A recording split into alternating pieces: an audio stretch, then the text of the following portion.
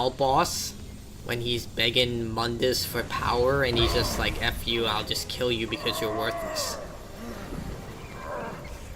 I mean, he doesn't die.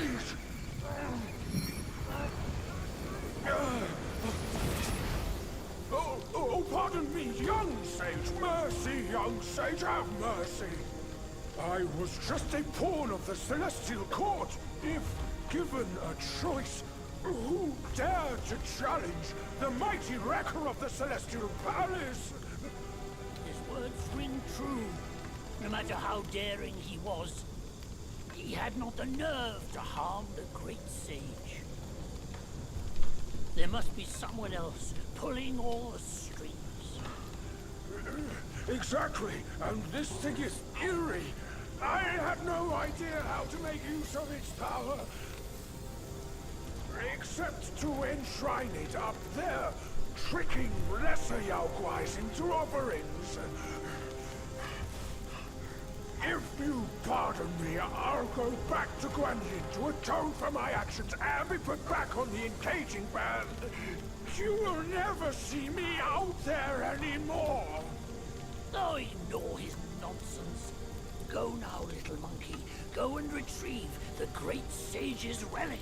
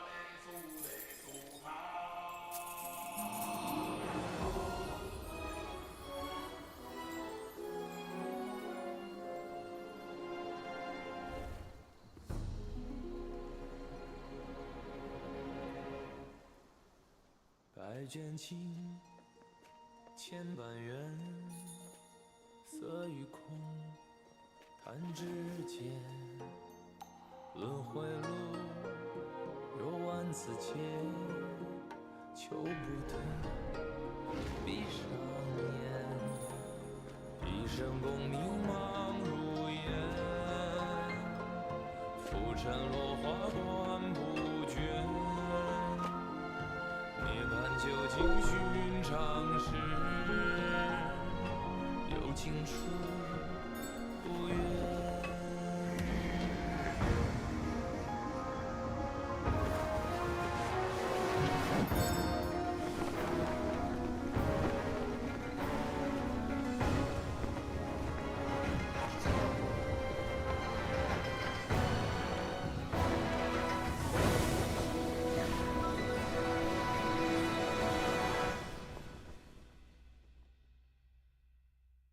口中念，心中言，现世报，却方便。修行路，无名尽，幡动时，莫等闲。一生功名情如烟，最后人物在少年。最是萤火情失眠，谈真挚，看见。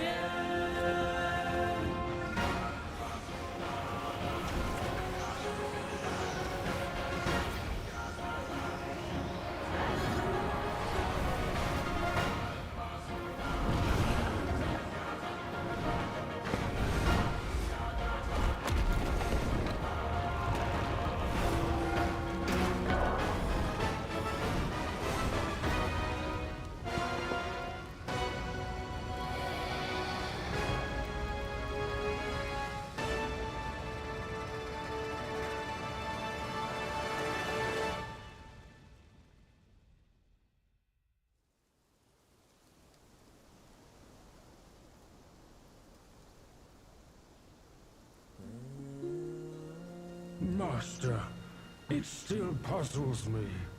A monk's lust for gold should be quelled. Why does Elder Jinche still cling to that one Kasaya? Bereft of that Kasaya, how shall they show the world their ties are cut and their lust is quelled?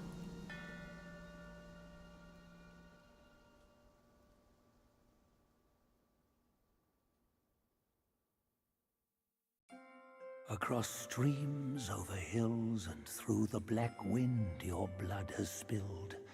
Wolves howl, snakes wind, flames lick, and the smoke blinds.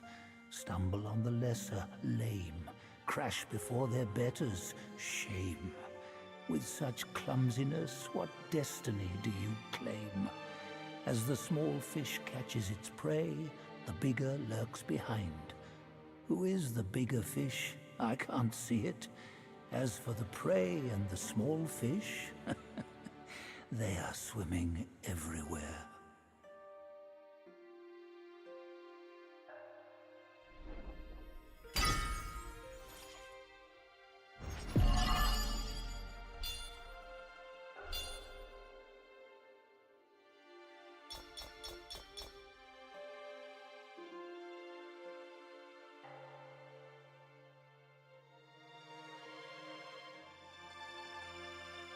In his last life, the monk was Jinchen, the second disciple to Buddha in the West. Yet his arrogance led him to disregard the Dharma teachings, and as a result, the Buddha cast him down to the mortal realm. He was destined to face 81 trials throughout his journey. The fire for that Kasaya was merely the 11th.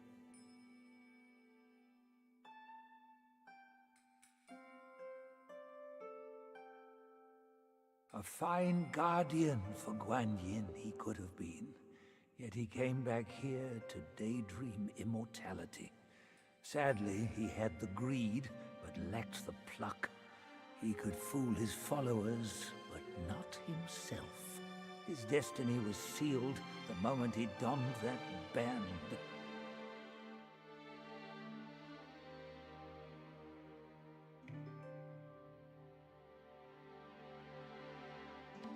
A mere human, blessed with a lifespan nearing 3 centuries, yet he was never sated. He just had to seize that one Kasaya. Centuries of devotion undone by a moment's greed. In the end, a lost soul became him. How pathetic.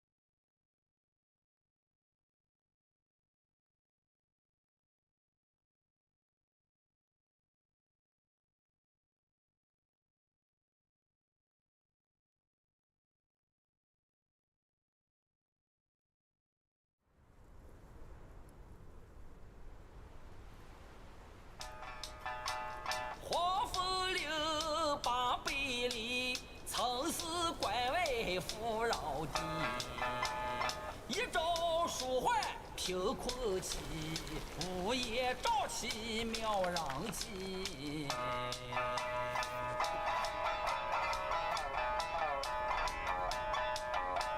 无父无君无法纪，为非作歹有天比。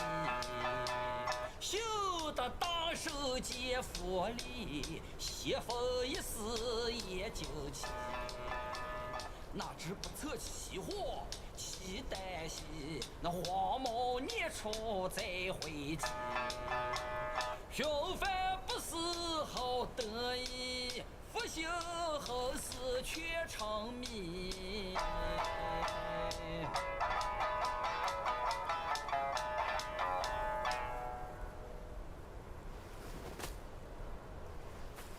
I reckon I got an idea why you've come here, my friend. Haste makes waste. I'll lend you a hand.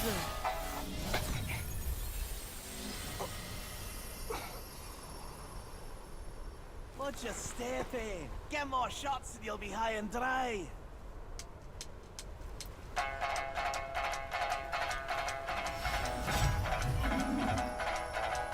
雪花风洒花雨，无助的毛树开一去，长白生死莫讲理，不抢走那正道才有戏。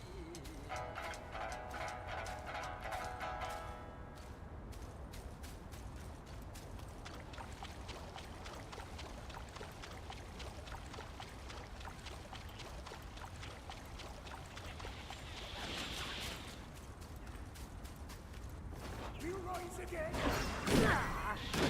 Your staff won't even scratch.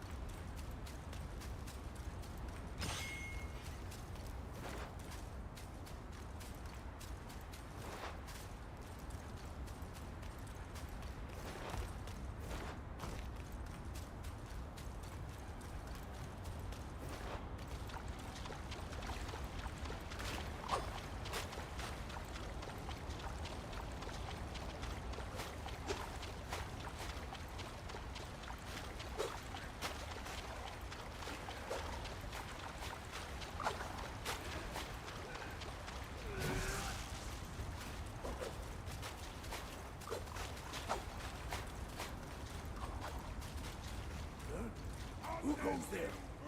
Take him down.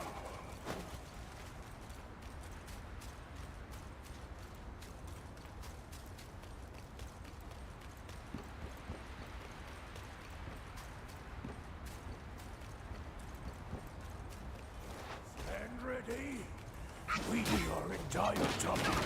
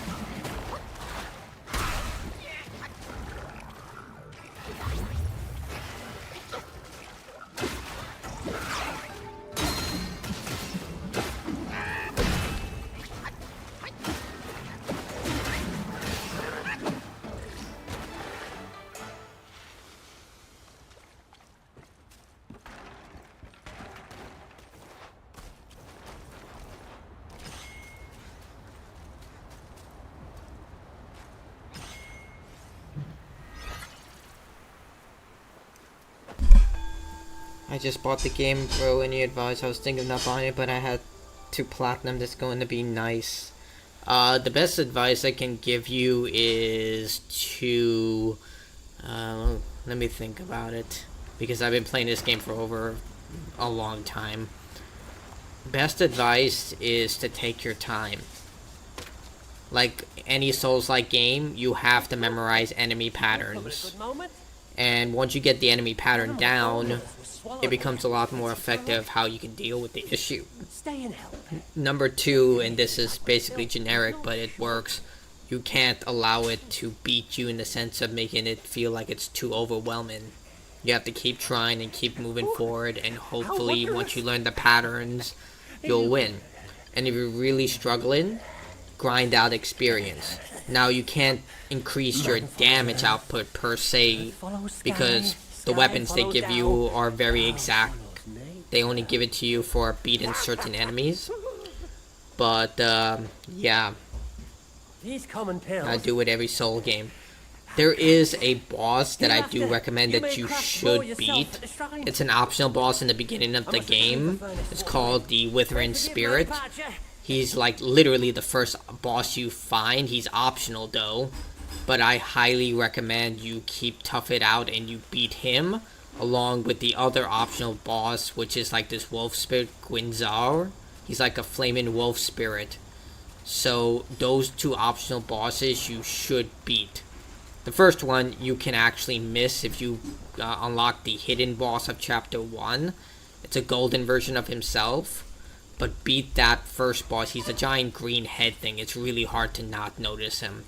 Like, tough it out and try and beat him. If you're having trouble with him, as long as you don't get the secret boss, which it's really obvious if you got the secret boss because you literally have to ring 3 optional bells. But beat that green boss first. I have used his special ability, which is I can't show it right now because it's not upgraded, but I'll pause the screen one sec.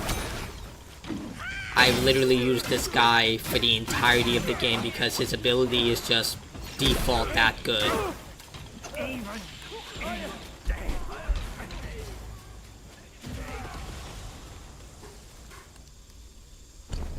This is the guy you want to beat. The Wandering White. You beat this guy. I literally have used this guy's spirit for the entirety of the game because it increases your defense with no downside, and when you summon him, he does such a monumental amount of damage that it staggers the opponent. But like I said, this game is not the hardest. Like, I still think Dark Souls 3 is harder than this game. I've never beat Sekiro, so I can't say for that, but definitely this game is way not as hard as Dark Souls 3. Or even Dark Souls 1. Like, Dark Souls 1, I wouldn't say Dark Souls 1 had really hard bosses. It's more like the world was hard. If that makes sense. Like, exploring the world was the more challenging aspect of Dark Souls 1. With this game, it's definitely the bosses. But I feel like if you beat Dark Souls 3 or, well, Elden Ring, I would say, yeah, it's as well. Like, I'm thinking about Elden Ring. There are, like, when you include the optional bosses like Melania, yeah, definitely. Like, ironically, I didn't have trouble with Star Scourge Radahn because I fought him, like, way last. Because I forgot about it. I didn't even know that you could fight him. I thought that he was a mandatory boss, and they were like, no, he's optional. You have to go to that area and fight him. I was like, wait, really?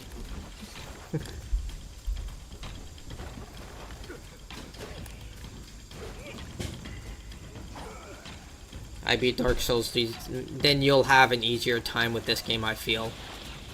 Like, once you get the dodging mechanic down, it shouldn't be too hard for you. Like, especially if you beat Dark Eater Midir. Like, I constantly use that as an example because I think it's a really good example. Dark Eater Midir was way harder than any boss I've fought in this... Well, not every. The hardest boss I fought in this game was a boss called the 100-Eyed Dao. And that was because he has a second face that literally halves my stamina.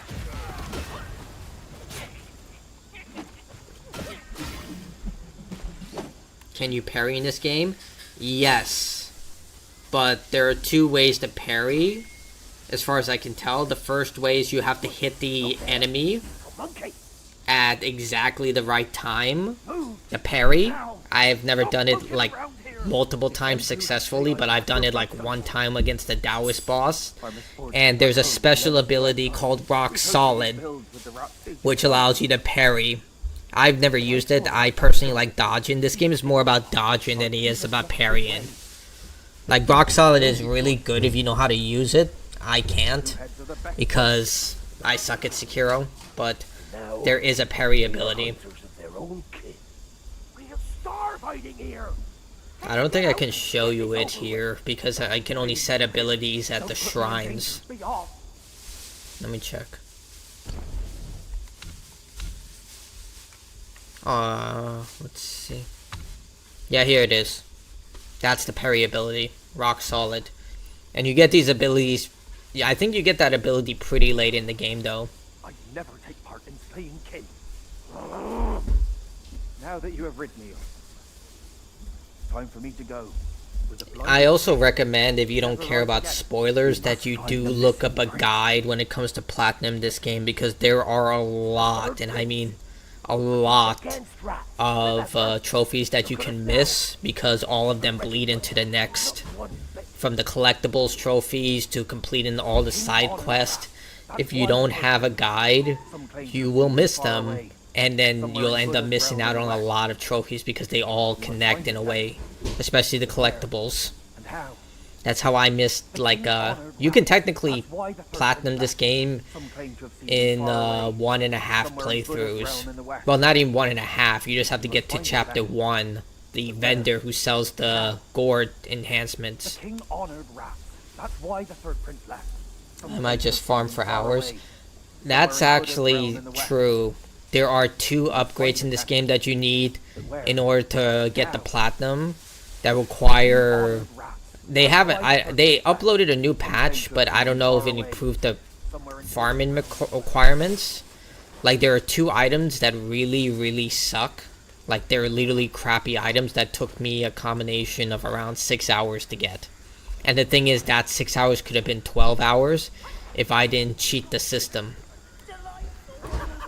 And the way I cheated it was that I just, like, the resources in this game are actually on a timer. So every 30 minutes they respawn. Real game, like game time. And since they respawn every 30 minutes... You only have so much time to get these items, and they're randomly generated. So the drop that I needed literally took me 6 hours, and it was just for a crappy ginseng soak. And for the Fruit of the Tao, which required me to kill an enemy, like a certain enemy, Taoist monks, that took me around 3 hours of just killing the same 2 enemies over and over. So, I know it's a joke with the farming I just said, but the reality is that it literally consumes you.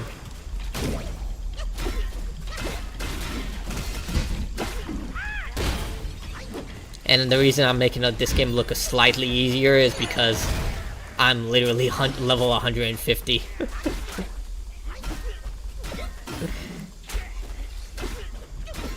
And I have the most powerful weapons and armor in the game. You should play Liza Pre, bro. I actually got that. I bought it early access, even though it was coming to Game Pass, just to play it early for guides and stuff. I quit. Like, I got to the Dark Brotherhood boss fight, and I just quit. I couldn't beat them. Maybe it was just me quitting, like I should have just stuck with it. But Liza P was so fucking hard for me.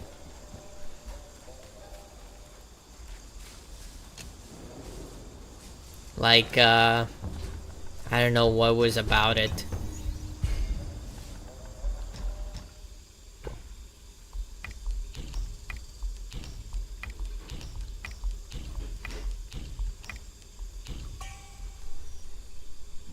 I might give it a shot again someday, but for now, not really sure. Like, there are people out there who are saying, nah, it's not that hard, it's easy, and I'm like, what the fuck, what game are you guys playing?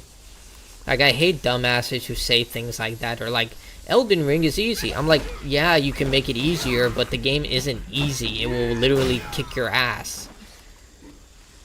Like, I don't know, my definition of easy is different for a lot of other people.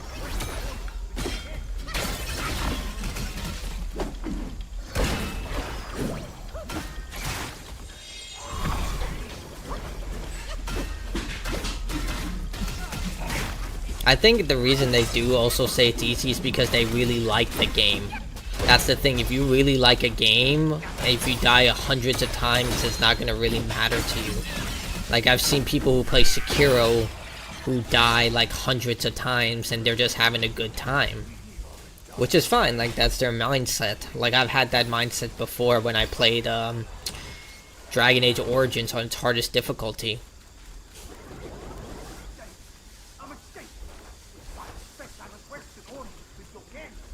But it's different. Probably the parrying system is demands you to parry quickly. The thing is, you're right about that, because the third boss of that game, the third main boss, you know, that furnace thing, really kicked my ass. Because the parry is just, you have to be so perfect with it. Like, I wish they had a little more timed error, if that makes sense. Like in Prototype 2. Like in Prototype 2, a lot of people said the parrying in that game was really difficult, but I thought they was very generous with it. Flame guy, yeah. Like, I was just like, I tried my best to get good at the game. Like, the thing that made Elden Ring and games like Dark Souls much more viable for me is because they carry that traditional RPG mechanic where you can over-level yourself. That's something I've held true since I used to play Final Fantasy. Level yourself up, but even if you're the highest level, the game will still beat you into the ground. Like, Melania still heals for a lot of health when she gets her hits, and when Malakoff hits you, he can drain your head to nothing, so that health bar won't mean shit if he hits you. Like, stuff like that. He has a real difficulty spike. Yeah, it was just like insanely difficult how I beat that boss. I don't know how I did it. The thing is, I liked Liza P's presentation. Like, I loved the Blue Fairy, the way she looked. I was really disappointed in myself where I gave up on it. I was like, I just can't beat this. And I spent, like, when I buy a game, I try to beat it because, you know, you spend money on it.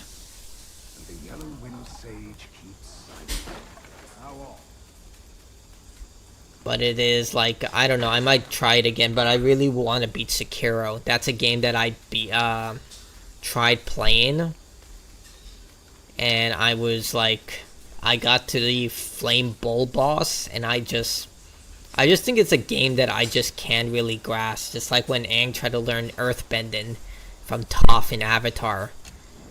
Like, I did see someone I usually watch a lot, his name is Sandwiches, play the game.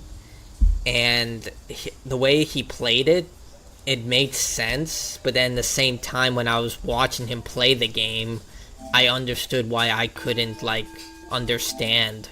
It was because you have to be direct with the combat. Like, you have to, like, stand your ground and fight. I want to make sure, because I do know that I have to get the spirit for this boss. This is cheating, technically, because there's no second save slot, which I really hate about Souls-like games. Like, you know how they have one save slot for everything? I really hate that. Like, there should be multiple save slots. I don't know. I'm one of those people who's just like, there would be literally no downside to having multiple save slots, in my opinion. But, of course, there are Souls purists who are like, no, it's always been that way. I'm like, I don't care if it's always been that way. Evolve and change. Make it better. Sonic 3 had save slots. I like how you didn't give up on this game. The thing is I gave up when I was fighting the final boss. Like, I was streaming the game and I was like, I give up. I can't fight him. And then I came back like a couple of days later and I'm like, okay, I'm gonna kick this guy's ass. And I did. Like, that's the thing about it I hate about myself, is like, I know I can do it, but I just drag myself down. It's because when I lose a lot, I get really defeated. You get that feeling of the defeatism, but I feel like if you, like, I'm starting to notice when it comes to streamers and content creators, when they have a lot of positive backing from their chat, it makes them encouraged to fight on more. Like I've seen that from the guy I watch Sandwiches. He has like when he died like 200, 300 times on one single Sekrio fight, everyone was cheering him on, and he kept going forward. That, and he has like, he likes those tough challenges, but it's kind of how it is. Let me check this.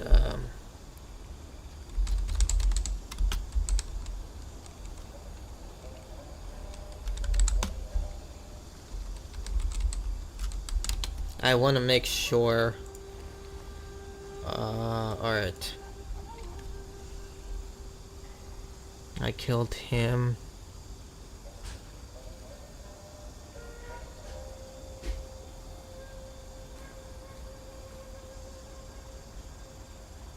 I have to find a way to knock him down. Dude, like these fucking ads are getting ridiculous. Literally just right in my face.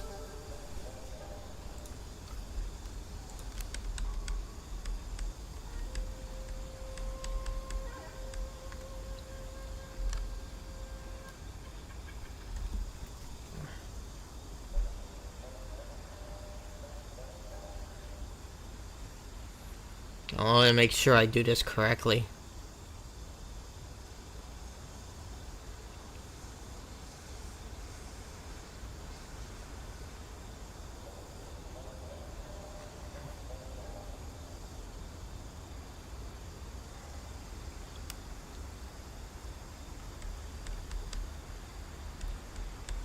Okay, so that's how I do it. Got it. I'm gonna die a lot in this game, but I'm ready to play. Yeah, that's the thing. Like, if you, like, once you pay for the game, it gives you that more encouragement to beat it, I guess. Like, again, that's why I feel really guilty about Lies of P. Like, I paid for the game, I should beat it. I didn't pay for Sekiro, my, brother has it, so I just borrowed it from him. But I think this platinum trophy is a little more doable. Like like I said, the only issue if you really are going for it, I highly recommend you look up a guide. Like with Powerplex, like he makes a really good guide. I think it's a team of people. It's not just one person with that. But that's what I would recommend you do with the side quest to make sure you don't miss anything. It can feel very overwhelming at times though. Let's see. I want to make sure I went around in a circle literally.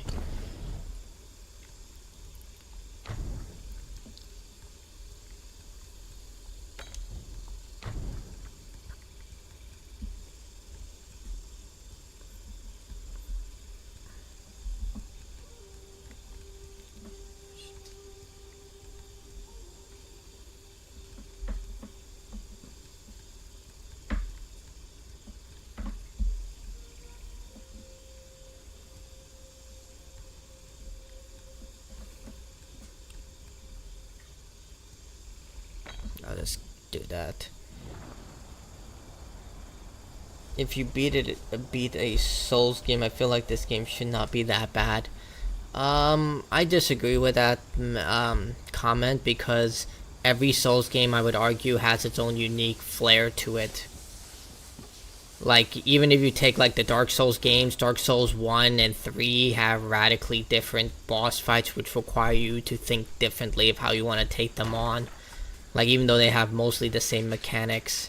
Same thing for, like, Bloodborne. Like, if you got so used to the parrying system of Dark Souls, now you have an entirely new parrying system that you have to understand. But I get what you're trying to say.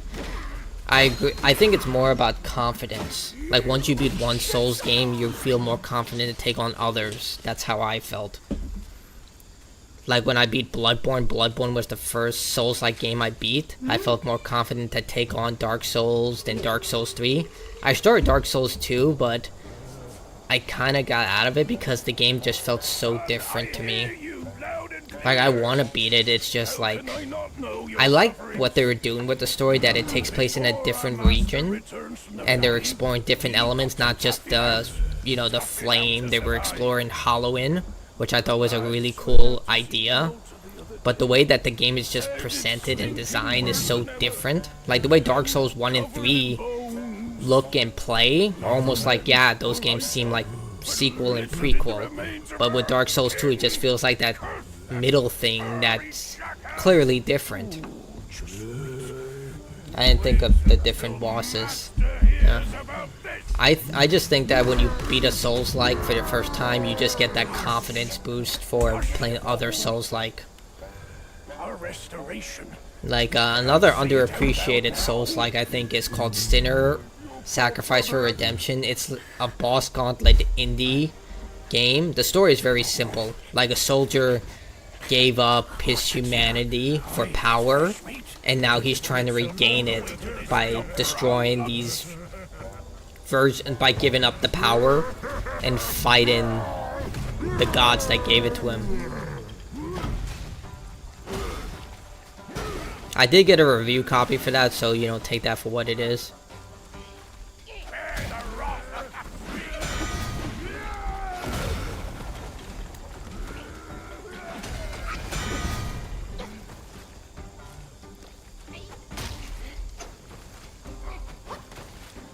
I didn't notice this guy throws rocks at you.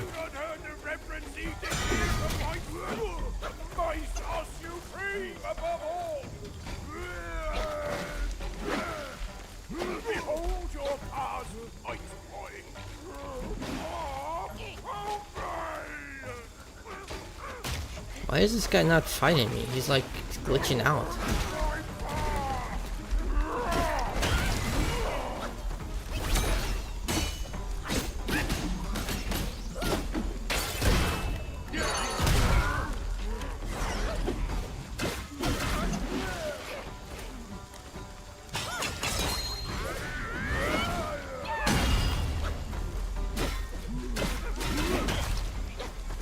Oh my god.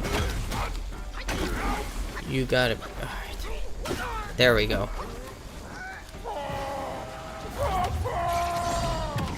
Alright, now he's angry.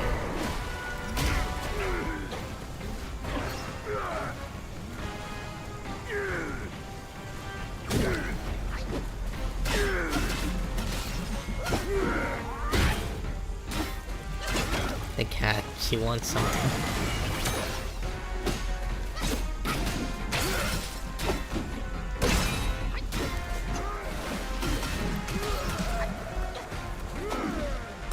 Something this game does really do good, that it's the backstories for these characters. There's a lot of reading, but the stories are really good.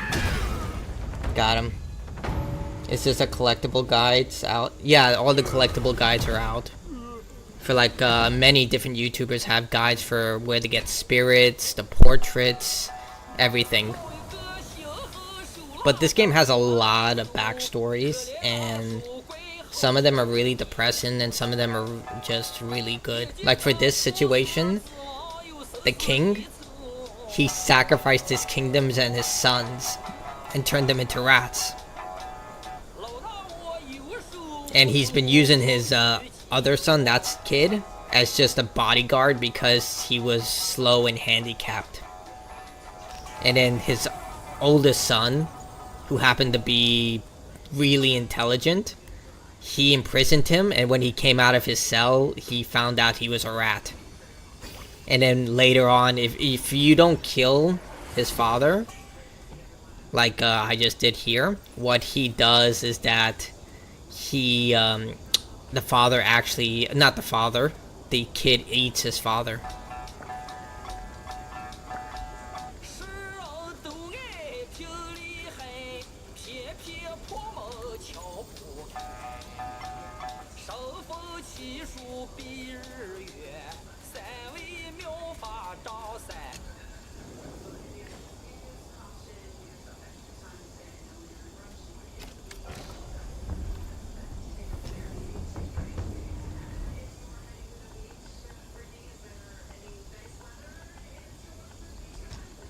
I thought I got all the spirits.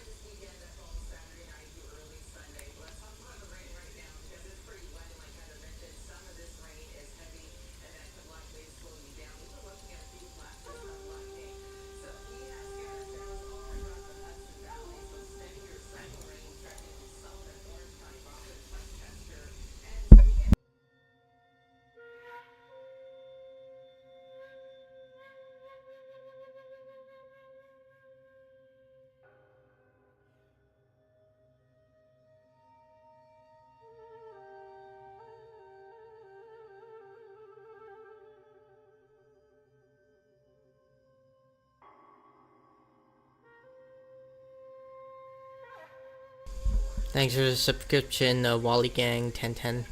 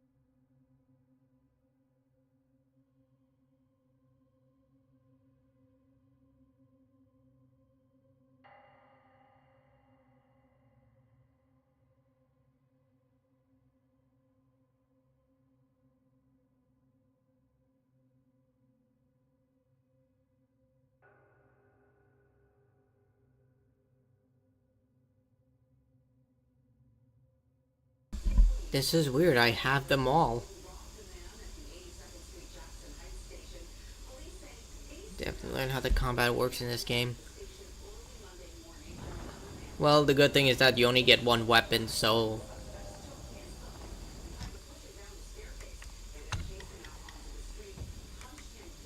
so weird. I got them all.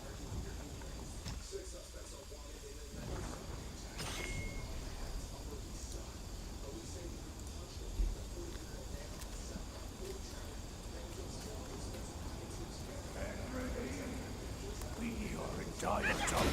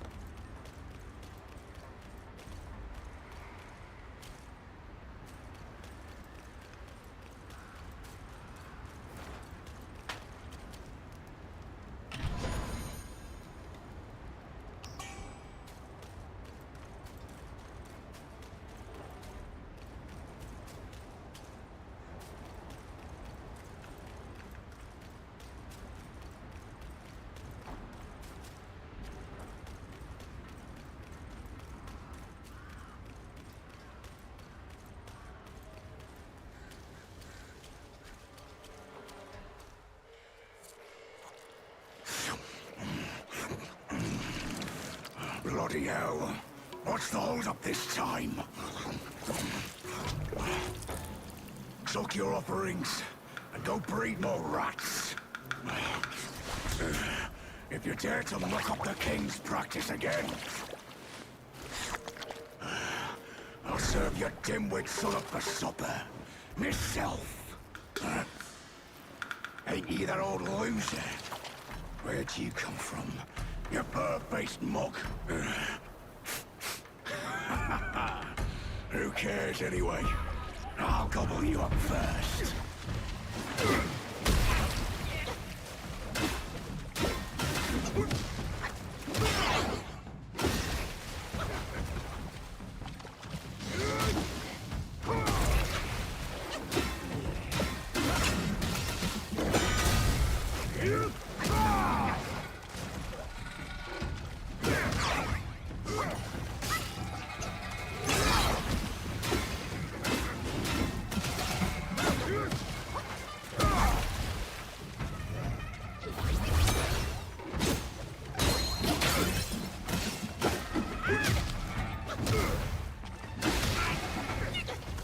Quit with your rubbish tricks! Get out there!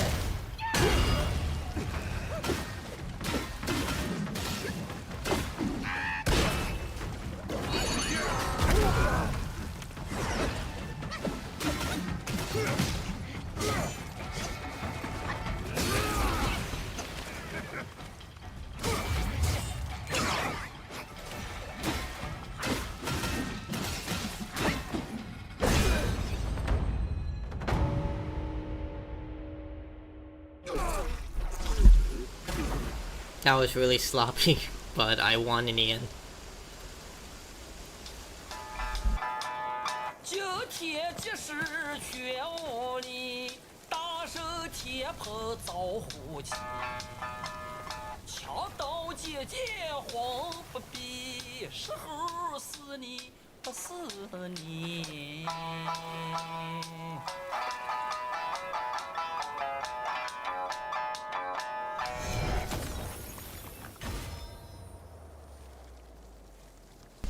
And that's the parry ability. Perfect for the art of rock solid. So you get the rock solid ability after beating the tiger boss.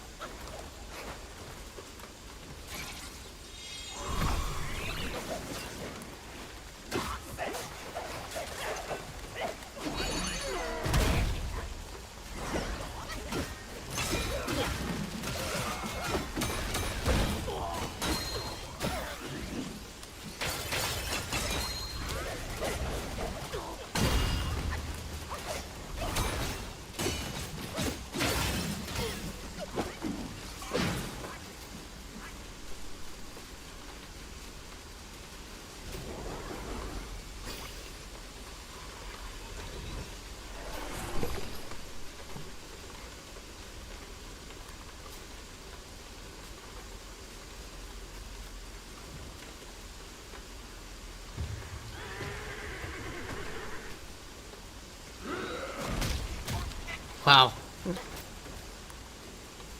I was like, what the fuck is that sound?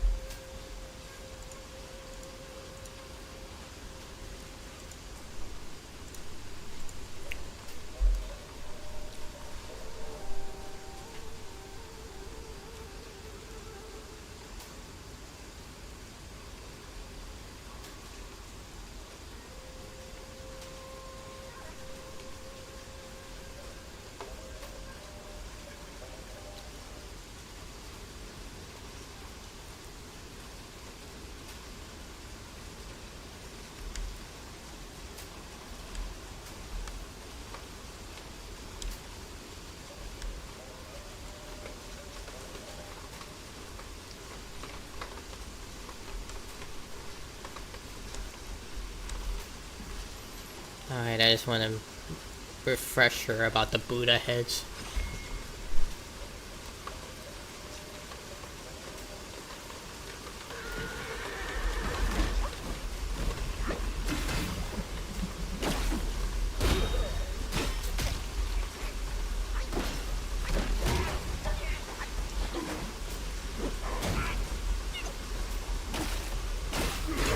There we go.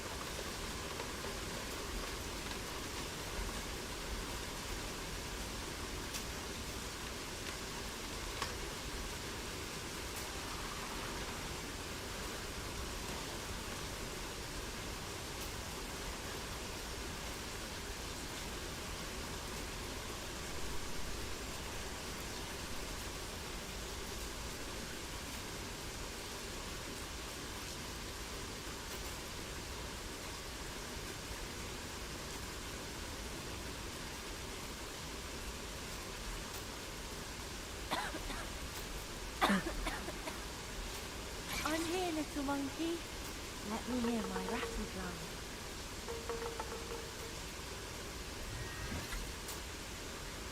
Where is my path? Did you see him? I was scared. They were all around me. They told me Pa took people from the village and fed them to a guai. That's a lie.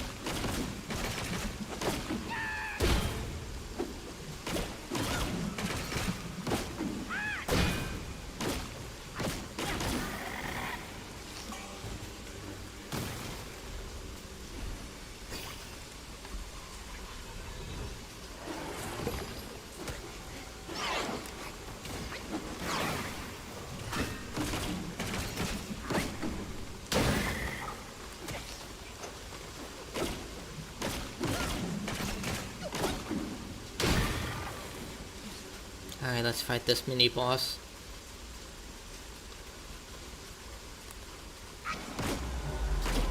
This boss is actually really sad.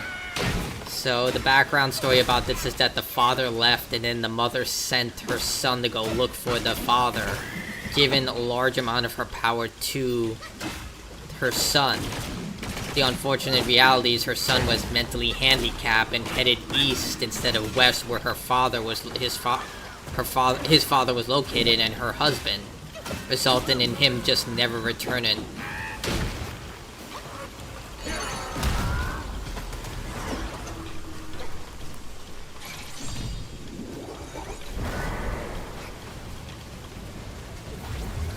So essentially the reason that she's so weak is because she gave all her power to her son.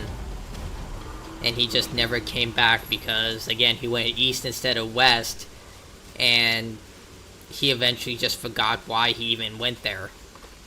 And then you find him and then you just kill him. I wish I was joking there, but no, you find him, and the literal entry is that he was distracted by crickets and the storms and stuff like that, and would just, like, he's clapping. Like, when you find him, he's literally sitting on the edge of a mountain clapping. And you just beat the crap out of him, and I was wondering why the hell is this guy so strong? And then the dossier basically just says it. It's like he was given godlike powers.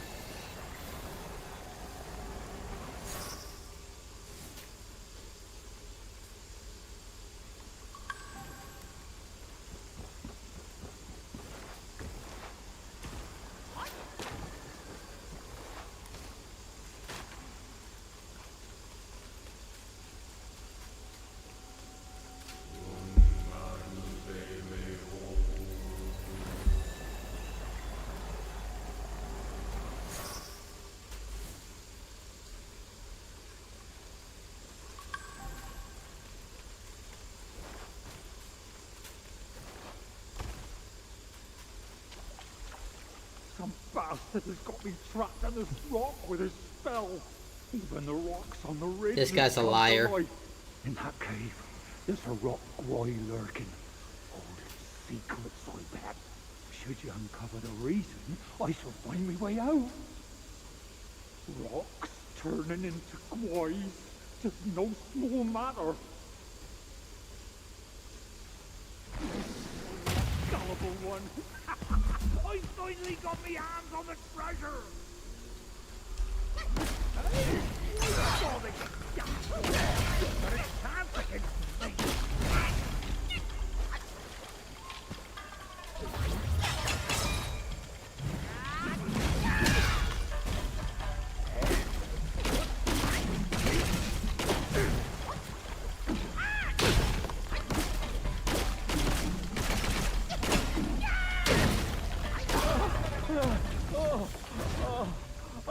Oh, you got me skull! Oh, mercy! Mercy! Mercy!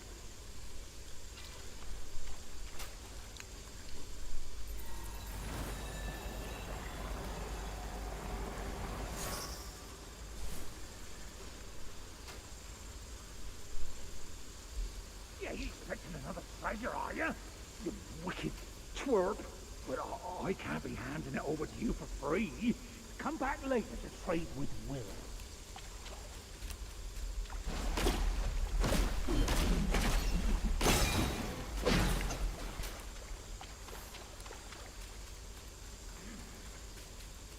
Alright. I know where the last Buddha Eye is, and I can trigger that boss fight.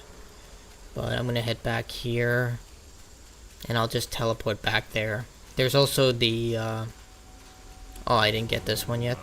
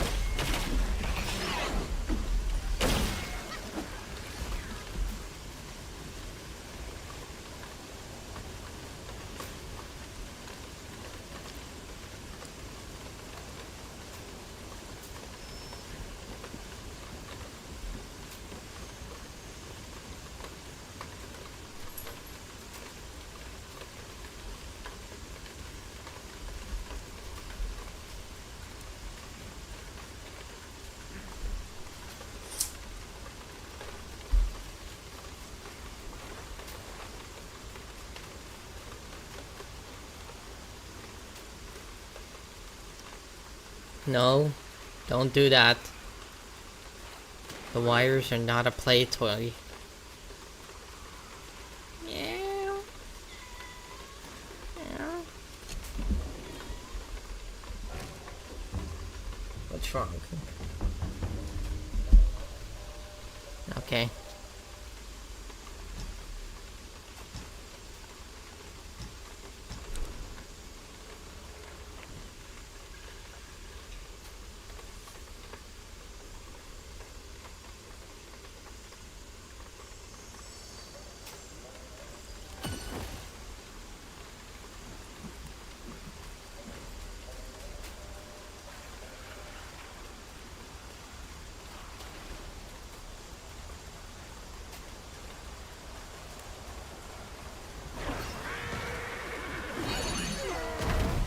Dude, I don't know how many times you're gonna miss that, but it's embarrassing now.